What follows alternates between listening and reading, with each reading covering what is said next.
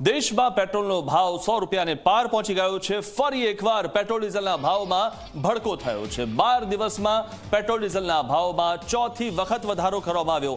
હવે પેટ્રોલનો નવો ભાવ 101 રૂપિયા 83 પૈસા થઈ ગયો છે। તો પેટ્રોલના ભાવમાં પ્રતિ લીટર 2 રૂપિયા 61 પૈસાનો વધારો કરવામાં આવ્યો છે। ધીમે ધીમે પેટ્રોલના ભાવ વધી રહ્યા છે।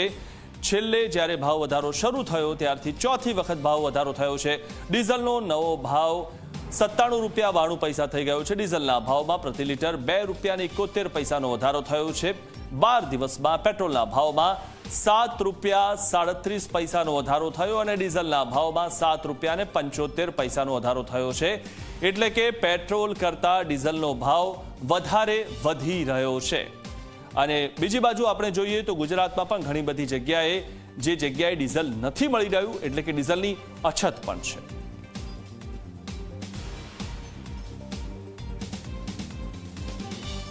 પેટ્રોલ અને ડીઝલના ભાવમાં સતત વધારો છે। છેલ્લા 15 મેથી સતત ભાવ વધી રહ્યા છે અને આજે ચોથી વખત છે કે જ્યારે માત્ર 11 દિવસમાં ભાવ વધારો જોવા મળી રહ્યો છે। આજે પેટ્રોલનો ભાવ 100 રૂપિયાને પાર એટલે કે આજે જે પેટ્રોલનો ભાવ છે એ 101 રૂપિયા અને 81 પૈસા જેટલો ભાવ થઈ ગયો છે।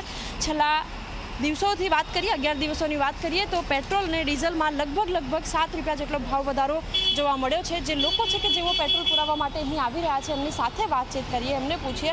અચ્છા, આપ જણાવો, પેટ્રોલ 100 ને પાર થઈ ગયું છે, શું વિચારી રહ્યા છો, શું કરશો હવે તમે?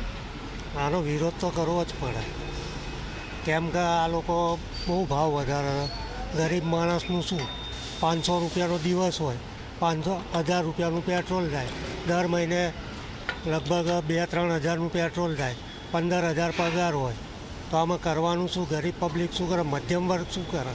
બિલકુલ, મધ્યમ વર્ગ શું કરે સૌથી મોટો પ્રશ્ન છે, કારણ કે આંતરરાષ્ટ્રીય કક્ષાએ જે સ્થિતિ બની છે એ સ્થિતિના કારણે ભાવ વધારો જોવા મળી રહ્યો છે। અન્ય પણ લોકો છે કે જેઓ પેટ્રોલ પંપ ઉપર પેટ્રોલ પુરાવવા માટે આવી રહ્યા છે અને વિશેષ જે લોકો છે એ લોકો અત્યારે ક્યાંક ચિંતામાં મુકાયા હોય તે પ્રકારની સ્થિતિ બની રહી છે। અલગ અલગ પેટ્રોલ પંપની વાત કરીએ, અલગ અલગ રાજ્યોની વાત કરીએ તો પણ ભાવમાં વેરિએશન છે, પરંતુ મોટા ભાગના જે પેટ્રોલ પંપ છે ત્યાં આજે પેટ્રોલનો ભાવ જે છે એ 100 રૂપિયાને પાર છે। અન્ય જે લોકો છે એમની સાથે પણ વાતચીત કરીએ, એમને પૂછીએ। અચ્છા, આપ જણાવો, પેટ્રોલના ભાવ 100 ને પાર થઈ ગયા છે, શું વિચારો છો? બહુ તકલીફ પડે છે। 100ના ભાવ 102 રૂપિયા થઈ ગયા છે અત્યારે ભાવ। સખત તકલીફ પડે છે, બધી વસ્તુ મોંઘી થઈ ગઈ।